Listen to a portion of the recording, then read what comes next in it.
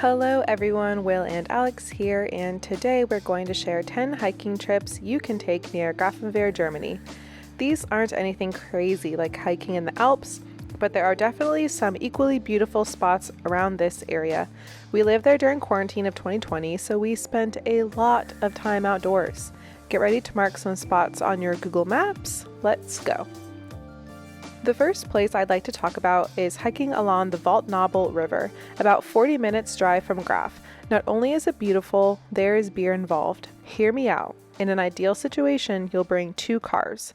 You'll park one at the Blockhütte here, then you'll park at one of these other locations.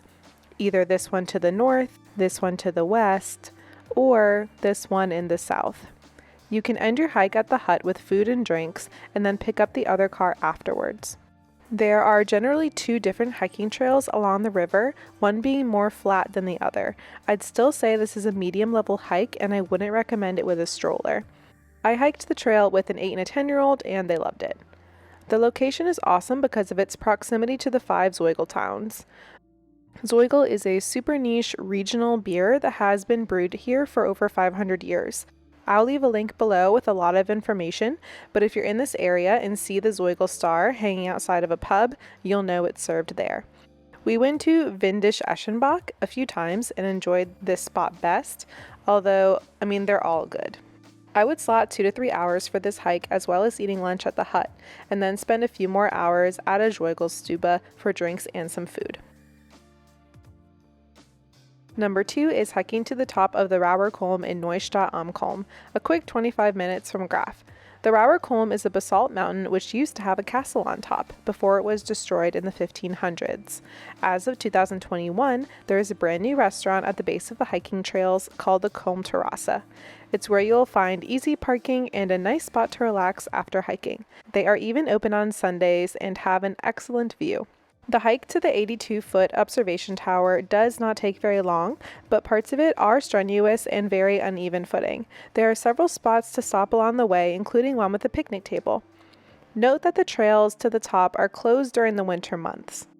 I would spend an hour or so hiking and that much time or more just hanging out the restaurant. A 25-minute drive from Graf takes you to Chemnitz. You can park at the trailhead here, or drive down the tractor road to this spot too.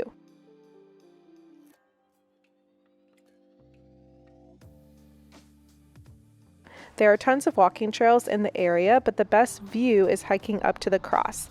There are 2 ways to get up there, and both are pretty steep and tricky, especially if the ground is wet or icy. Nearby is a beer hut only open on Sunday afternoons. Make sure to bring cash. There are so many trails in this area that it can be tricky to know exactly where to go, and we actually have a video in the works to show you exactly how to get to the crosses, which I will link once I edit that. Number 4 is Arminsburg. Arminsburg is a mountain in Colmaine, and I'll link the Komoot website below that gives several options for parking and trails to use. It also mentions some local folklore about the area, so maybe avoid it after dark. We normally just drove up here and walked up to the pilgrimage church. There's not much of a view from the top because the trees are so tall, but there is a hut open on Sundays that has a beautiful view from the patio. Number 5 on the list is actually an area with a lot of great hiking destinations, the Nature Park Frankenwald. In this area, we have the Neushart, Dreibruder, and Rudolfstein. I'll leave all of their Komoot links below. There's also a collection on Komoot of all the trails in the area. Super awesome. An hour from Graf is the Felson Garden. There's a big parking lot and the park is really cool to walk around.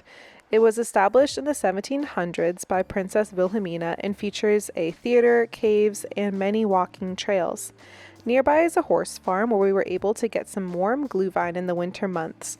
And the Svernitz Castle is a short walk away and costs only €350 to enter. The Klein Ziegenfelder Tal is a picturesque spot about an hour from Graf. I can link some hikes below that take you through the wetlands and up the hills, past rock formations, and there's even a hut along the way. We never got the chance to hike here, but now I feel like I need to go back. Walberla.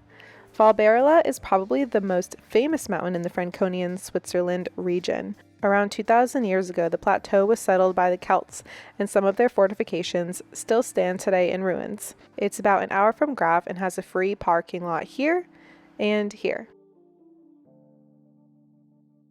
The Zintteraschen waterfalls. About an hour away from Graf, there's a 6-mile loop that takes you past some beautiful waterfalls. The waterfalls themselves are called the Zintteraschen and are marked on Google Maps here. There's a small parking lot in town, and some people have commented that street parking isn't too bad either.